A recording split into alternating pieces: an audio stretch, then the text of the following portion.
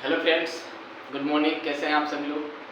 I hope कि आप लोग ठीक होंगे। तो चलिए शुरू कर लेते हैं आज के क्लास को। आज के क्लास में हम लोग देखने वाले हैं प्रश्नावली 8.2 के पहले प्रश्न, जो पहला प्रश्न है यहाँ से हम लोग शुरू करने वाले हैं। और कल के क्लास में हम लोगों ने देखा है कि त्रिकोणमितीय अनुपात जो 6 होते हैं, 6 त्रिकोणमितीय अनुपात का मान जो है अलग अलग कोणों के हिसाब से हम लोगों ने कल टेबल को फिल करना सीखा था, यानी सारणी को भरना सीखा था। तो मैं उम्मीद करता हूँ कि आप लोग इस वीडियो को देखे होंगे, और नहीं भी देखा है आपने तो आप इस वीडियो के डिस्क्रिप्शन में उस वीडियो का लिंक मिल जाएगा, आप जाकर उसको देख लीजिए, या ऊपर मैं आई बटन पे आपको उसका लिंक जरूर मिल जाएगा। तो चलिए शुरू कर लेते हैं। और आज के क्लास को, क्योंकि कल का वीडियो अगर आपने नहीं देखा ना तो आज का क्लास समझ में शायद कम आएगा। अगर उस वीडियो का आप पूरी तरीके से देख लेते हैं तो आज की वीडियो बहुत अच्छे तरीके से, आज का क्लास जो है ना, आज के जो क्वेश्चन बनाएंगे हम लोग डायरेक्ट क्वेश्चन में मान रखेंगे, वैल्यू पुट करेंगे, तो वो मान जो है ना आपको पता होना चाहिए। तो साइन, जैसे साइन कोस, टेन और कॉट और सेक कोसेक का जो मान है ना, कल हम लोगों ने बहुत अच्छे तरीके से फिल किया है, सीखा है कि इस तरीके से लिखा जाएगा। तो आज के क्लास को हम शुरू कर लेते हैं और देखते हैं पहले क्वेश्चन में क्या कुछ पूछा गया है इस प्रश्न में। आइए देखते हैं। क्वेश्चन में कह रहा है कि निम्नलिखित के मान निकालिए, यानी मान ज्ञात करना है हम लोगों को। इसमें पहला क्वेश्चन का पहला में दिया हुआ है sine 60 degree into cos 30 degree plus sine 30 degree into cos sine 30 degree into cos 60 degree. Sorry, यहाँ पे क्वेश्चन में थोड़ा सा मिसमैच है, यहाँ पे कॉस 60 हो जाएगा, कॉस 60 हो जाएगा, यानी साइन 30 इंटू कॉस 60 डिग्री। इतना का मान हम लोगों को क्या करना है, निकालना है। तो आइए हम लोग निकालते हैं। पहले तो मान रखेंगे एक एक करके। साइन में जो 30 डिग्री का मान होता है हम यहाँ पे लिख लेंगे। हम एक बार फिर से मैं इसको उतार दे रहा हूँ। Sine 60 degree cos 30 degree plus sine 30 degree into cos 60 degree. तो इन सबका वैल्यू हम लोग रखेंगे। साइन में जो 60 डिग्री का मान होता है, मैंने कल बताया है कि साइन में 60 डिग्री का जो मान होता है वो होता है √3/2, और यहाँ इंटू है तो इंटू मतलब होता है गुणा, और cos 30 डिग्री। तो जैसे मैंने बताया था कल कि साइन का 60 डिग्री का जो मान होता है ना, cos में 30 डिग्री के मान के बराबर होता है। यानी यहाँ पे हम लोग साइन का मान जो है cos 30 डिग्री का जो मान है वो भी √3/2 हो जाएगा। तो यहाँ पे हम √3/2 रखेंगे। प्लस है तो प्लस हो जाएगा। साइन में जो 30 डिग्री का मान होता है वो होता है 1/2। कितना होता है, 1/2 होता है साइन में 30 डिग्री का मान। और जो साइन में 30 डिग्री का मान होता है वही cos में 60 डिग्री का मान होता है। तो यहाँ भी 1/2 रखेंगे। आइए इसको हम आगे एक स्टेप बढ़ते हैं और सिंप्लीफाई करते हैं। तो √3 और √3 का जो हम लोग मल्टीप्लाई करेंगे ना, तो 3 3 का 9 हो जाएगा, और 9 का वर्गमूल जो होता है 3। डायरेक्ट हम 3 लिख देंगे। उसके बाद 2 का 2 से मल्टीप्लाई करेंगे तो 2 दूना क्या हो जाएगा, 4 हो जाएगा। प्लस है तो प्लस। अब ऊपर में यहाँ पे देखिए ये प्लस है, ऊपर ऊपर का गुणा कर लेंगे, फिर यहाँ भी तो 1 1 का मल्टीप्लाई करेंगे तो 1 हो जाएगा, और 2 2 का मल्टीप्लाई करेंगे तो 4 हो जाएगा। अब यहाँ पे हम लोग कुछ नहीं करना, एलसीएम ले लेते हैं। तो 4 और 4 का जो एलसीएम होता है 4 ही हो जाएगा। 4 से 4 कैंसिल, बच जाएगा यहाँ पे 3, प्लस 4 से 4 कैंसिल, 1 बच जाएगा। तो 3 और 1 को जोड़ देंगे हम लोग, कितना आ जाएगा, 4/4 आ जाएगा। और यहाँ पे कट करके हमारे पास जो आंसर आ रहा है 1 आ जा रहा है। तो ये हम लोग के पहला क्वेश्चन का पहला प्रश्न था। तो मैं उम्मीद करता हूँ कि आप सभी को अच्छे तरीके से समझ में आ गया होगा। आइए देखते हैं पहला का दूसरा क्वेश्चन।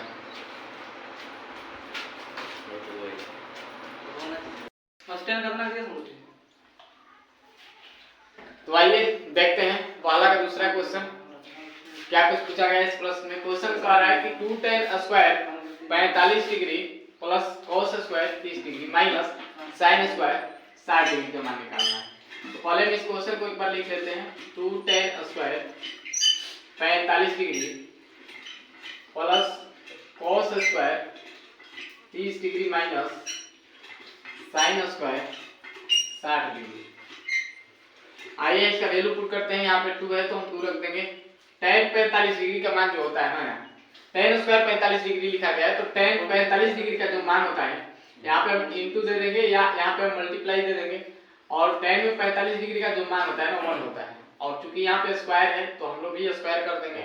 प्लस है तो प्लस।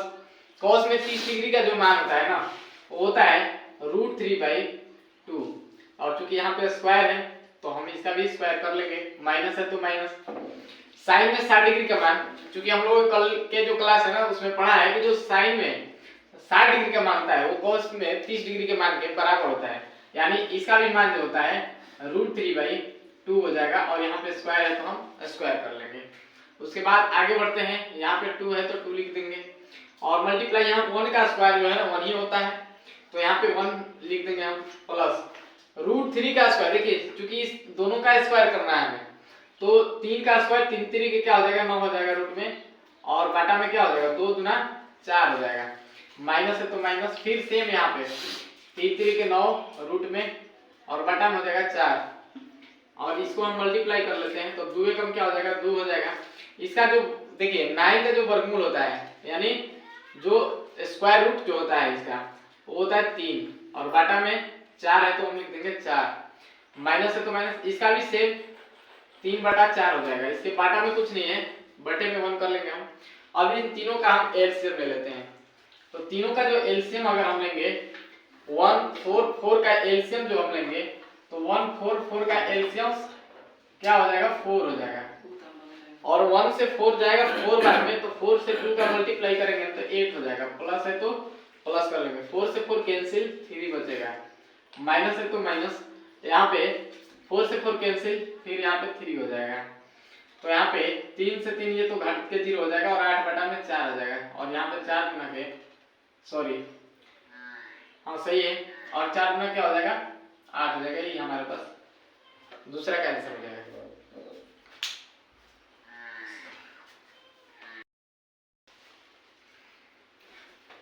तो आइए देखते हैं तीसरा क्वेश्चन।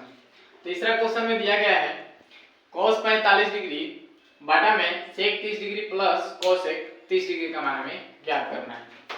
तो बस इसका वैल्यू रखिए, cos में जो 45 डिग्री का मान होता है वो होता है 1/√2 होता है, 1/√2 होता है। उसके बाद नीचे आते हैं तो sec में जो 30 डिग्री का मान होता है, मैंने आप सभी लोगों को बताया था कि sec का मान जो होता है ना वो cos के विपरीत उल्टा होता है, यानी बिल्कुल उल्टा होता है। जैसे अगर मैं बात करूं sec 30 डिग्री का मान निकालना हो तो sec 30 डिग्री का मान अगर याद नहीं है तो हम क्या करेंगे, cos में जो 30 डिग्री मान है उसको हम 1 में cos 30 डिग्री के मान को हम रख लेंगे इस तरीके से।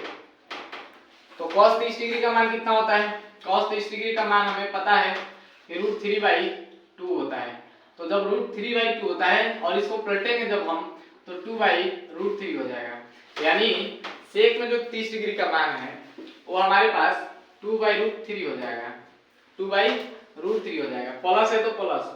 अब यहाँ पे cosec 30 डिग्री का मान कह रहा है, तो cosec 30 डिग्री का मान किसके उल्टा होगा, साइन के उल्टा होगा, क्योंकि हम लोगों ने कल के फॉर्मूला में पढ़ा है कि जो cosec थीटा होता है ना, cosec थीटा बराबर होता है 1/sin थीटा। तो 1/sin थीटा अगर होता है तो cosec में 30 डिग्री का मान हमें चाहिए, तो sin में 30 डिग्री के मान को हम क्या कर लेंगे, पलट देंगे रख के। तो sin में जो 30 डिग्री का मान होता है ऊपर में 1 है तो 1 आ जाएगा, और यहाँ पे होता है √3/2 होता है।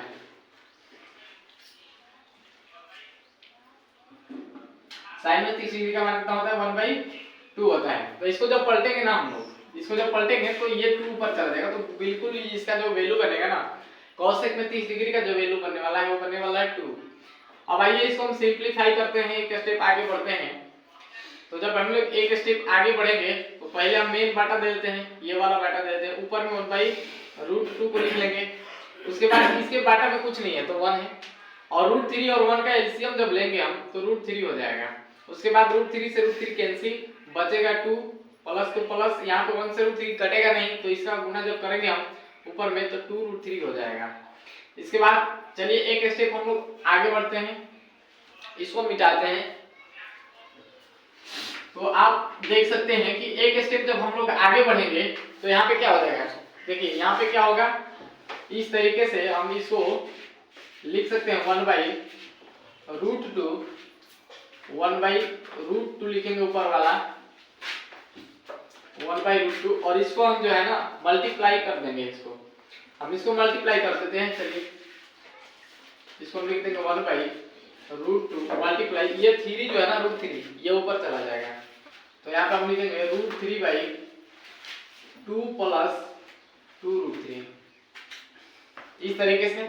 उसके बाद हम मल्टीप्लाई करेंगे तो √3 का मल्टीप्लाई 1 से करेंगे ना तो √3 हो जाएगा, और बटा में देखिए इसका मल्टीप्लाई इसमें करना है, बारी बारी से कर लेते हैं। तो 2 का गुना √2 में करेंगे तो 2√2 हो जाएगा, प्लस इसका मल्टीप्लाई जब हम इसमें करेंगे तो हो जाएगा 2√6।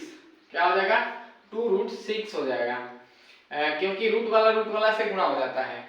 उसके बाद देखिए ये आंसर हम चाहे तो इतना पे भी आंसर हम कर सकते हैं, लेकिन क्योंकि बटे में यहाँ पे रूट दिख रहा है तो बटे में रूट दिखना नहीं चाहिए, इसलिए हम लोग एक चीज करते हैं, काम करते हैं, सरलीकरण कर देते हैं। इसको हम लोग क्या करते हैं, हर का परिमेयकरण कर देते हैं। यानी जो हर है ना, हर में जो भी चीजें है उसका परिमेयकरण कर देते हैं। तो हर परिमेयकरण का मतलब होता है कि इस रूट को खत्म करना है। तो कैसे खत्म करेंगे?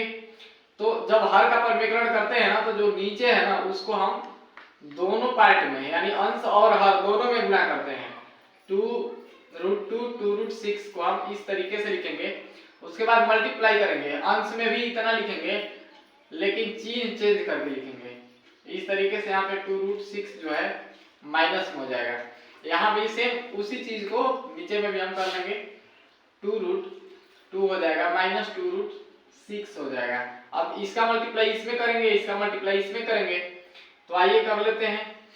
इसका मल्टीप्लाई जब हम इसमें करेंगे तो √3 देखिए ये √2 से गुणा होगा तो 2√6 हो जाएगा, माइनस यहाँ पे है तो माइनस लिख देंगे। √6 का गुणा √3 से हो जाएगा, इसमें 2√18 हो जाएगा, 2√18 हो जाएगा। और ये देखिए ये एक बार प्लस में है और एक बार माइनस में है, तो हम इसको एक फॉर्मूला पे ले लेंगे, a + b * a - b। इसका जो फॉर्मूला बनता है a², देखिए a + b * a - b का जो फॉर्मूला बनता है वो बनता है a² - b²। तो यहाँ पे a का काम 2√2 कर रहा है, a का काम कौन कर रहा है? 2√2 कर रहा है, और स्क्वायर है तो स्क्वायर कर देंगे, यहाँ माइनस तो माइनस। और b का काम कर रहा है 2√6 कर रहा है, तो 2√6 लिखेंगे और यहाँ पे स्क्वायर करेंगे। उसके बाद आइए बढ़ते हैं एक स्टेप और आगे, एक स्टेप और आगे बढ़ के देखते हैं। यानी 2√6 है तो 2√6 लिख देंगे, माइनस है तो माइनस, माइनस है तो माइनस। लेकिन इसको हम देखिए, इसको हम इस तरीके से लिखेंगे 2 मल्टीप्लाई, यहाँ पे देखिए 18 जो है ना, 18 में से हम अगर 9 का वर्गमूल इसको लिखे निकाले तो यहाँ पे लिख देंगे हम, यहाँ पे हम लिख देंगे 3√2 लिख सकते हैं। क्यों? क्योंकि 3 का स्क्वायर होता है 9 और 9 का गुणा करेंगे 2 में तो 9 × 18 हो जाएगा रूट में जाकर के, तो उसको हम इस तरीके से लिख देंगे। उसके बाद यहाँ पे इसको हम स्क्वायर करेंगे ना तो 2 का स्क्वायर हो जाता है 2 × 4 और √2 का स्क्वायर 2 हो जाएगा, तो 4 गुना के क्या बनेगा? 8 बनेगा। फिर इसका स्क्वायर करेंगे, माइनस है तो माइनस लिख दिए, 2 का स्क्वायर 4 हो जाएगा और 6 चौके 24 हो जाएगा। उसके बाद इसको कर लीजिए, ये हो जाएगा 2√6। इस दोनों में कुछ कॉमन है, कॉमन कर लेते हैं 2 का, तो √6 हो जाएगा, इसमें से कॉमन करेंगे तो 2 बाहर आ जाएगा और 6 जो है अंदर आ जाएगा, 2 बाहर आ जाएगा और 6 बच जाएगा, माइनस है तो माइनस, इसमें से 2 बाहर आ जाएगा तो यहाँ पे 3√2 बचेगा। और बटा में यहाँ पे 11 में से 24 देखिए, क्योंकि 8 में से 24 घटाना है, क्योंकि 24 माइनस में है तो बड़ा 24 है तो 24 में से 8 हम लोग घटाएंगे तो यहाँ पे हो जाएगा -16 हो जाएगा। कितना हो जाएगा? -16 हो जाएगा। और अगर इस माइनस को हम लोग को हटाना हो तो हम इसमें से माइनस का कॉमन कर लेंगे। क्या कर लेंगे? माइनस का कॉमन कर लेंगे। तो माइनस का कॉमन करने के लिए यहाँ पे क्या करना होगा? -2 लिखेंगे इस तरीके से, और 3√2 जो है ना प्लस में हो जाएगा और माइनस में √6 जो है माइनस में हो जाएगा। और बाटा में है -16 तो इसको हम काटा देंगे यहाँ पे, और यहाँ पे हम लिख देंगे 2 यहाँ पे 2 ×